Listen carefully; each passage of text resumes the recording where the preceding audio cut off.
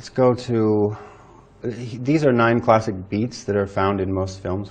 Larry, why don't you read the hook? The hook grabs the attention of the audience and makes them want to keep watching. It could also serve as a metaphor for the film or opening image in contrast with the ending. Good. I call it, I've labeled it as moment 0 because it's at the very beginning. All right, Jordan, the inciting incident. Positively or negatively disrupts the protagonist's life, e.g. a great loss, event, or opportunity with profound life-altering stakes and consequences. Good. An inciting incident should be unmistakable. It should be very clear that something has happened to the character. Dorothy is taken off to the land of Oz. That's huge. And it happens in sequence 1. Most of the time, it happens in sequence 1 around page 10, 12, or 15. Some people say it has to be on page 12. It doesn't have to be on page 12.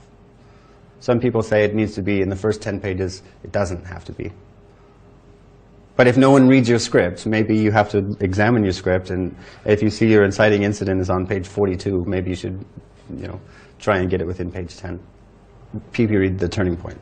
Turning point forces the protagonist out of old comforts and into a strange new world, presenting a mission and raising a dramatic question. This is such an important beat right here. You need to push the character out of the comforts of home. You need to blast Luke Skywalker away from his planet. You need to force Neo out of the Matrix and cut him off from the old ways of doing things. Push people into the middle of the story. If you don't have a good turning point, then the character can just, go home, go to sleep, call the cops. You have to force them into the story somehow. And that point marks the end of the beginning. Everything's changed now. And sometimes the characters on screen will state the dramatic question, either as a question or a statement. Obi-Wan Kenobi says, "You must learn the ways of the Force and become a Jedi like your father." That's the dramatic question. Is he going to become a Jedi? And then Luke Skywalker's like, "No, I can't do that." So there's some hesitancy for Luke to want to get into the story. And I will show you something called the hero's journey with these classic beats. One of them is called The Hero Rejects the Call. Luke says, "No, I can't get involved. No, I can't do this." I can't get involved. I've got work to do. It's not that I like the Empire. I hate it, but there's nothing I can do about it right now. It's such a long way from here. That's your uncle talking. But then Luke goes to his home, and his aunt and uncle have been murdered, so now he has to get involved. That's the turning point. I think there's a moment where Neo is hesitant, he's not sure, but then he takes the red pill, and then that's the turning point. This is your last chance. After this, there is no turning back. You take the blue pill, the story ends. You wake up in your bed and believe whatever you want to believe. You take the red pill, you stay in Wonderland, and I show you how deep the rabbit hole goes.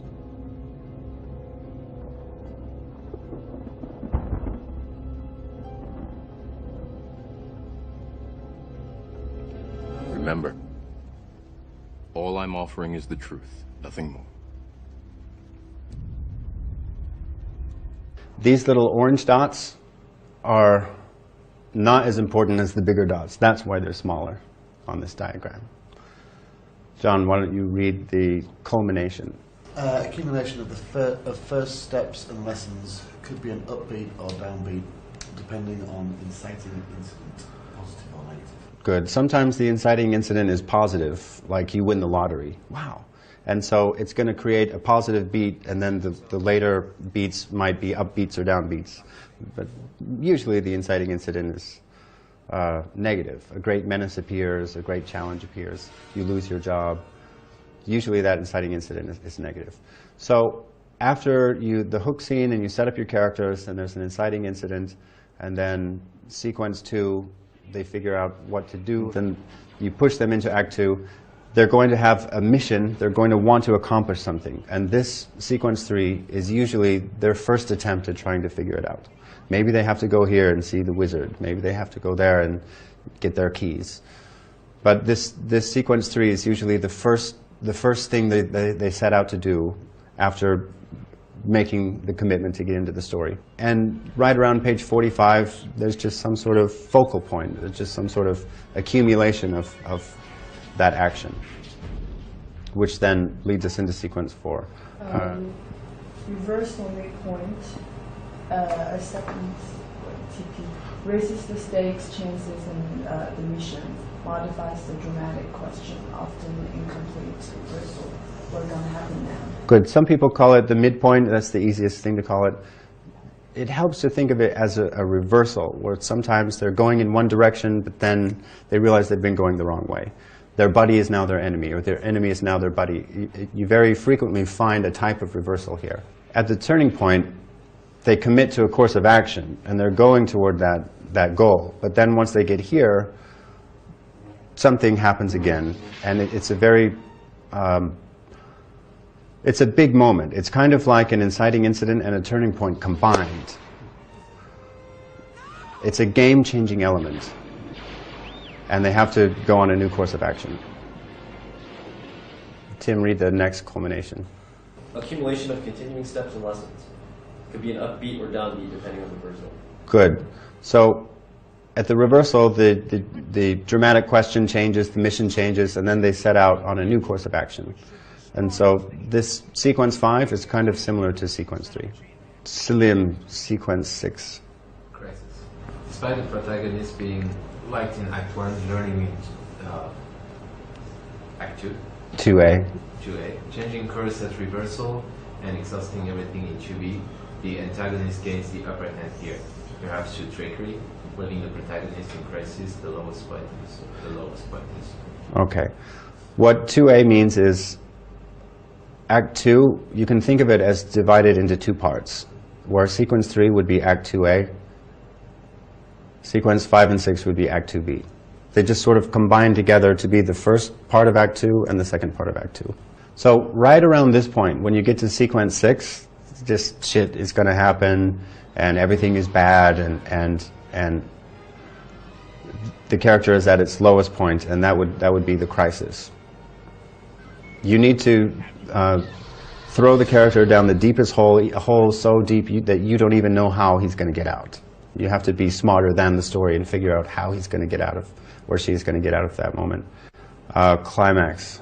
Having overcome internal conflict, subjective emotional, protagonist realizes solution, forms final plan, and executes climax, thus overcoming external conflict, objective, physical, and answering dramatic question, establish a turning point, modified it, reverse it. Having overcome internal conflict, protagonist realizes solution, forms final plan, executes climax, thus overcoming external conflict. I should tell you a little bit about internal and external conflict. External conflict is anything that's kind of physical. So there's an external tension arc right here, but there's also an internal tension arc, which is more emotional. These are just words that are used by producers and writers. That internal tension relates to the character, his or her feelings, emotions, their flaws. Maybe Jack Bauer is flawed or is worried about the death of his wife, or he's worried about his daughter, and if he doesn't figure out his own problems, which is the internal tension, then he's not going to be able to shoot the bad guys. He's not going to be able to perform the physical tension. Jordan Denouement.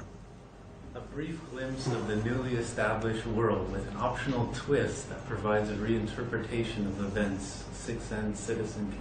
So sequence 6 here ends with a crisis, and then as sequence 7 begins, everything is in pursuit of the climax, which is probably going to happen, somewhere there.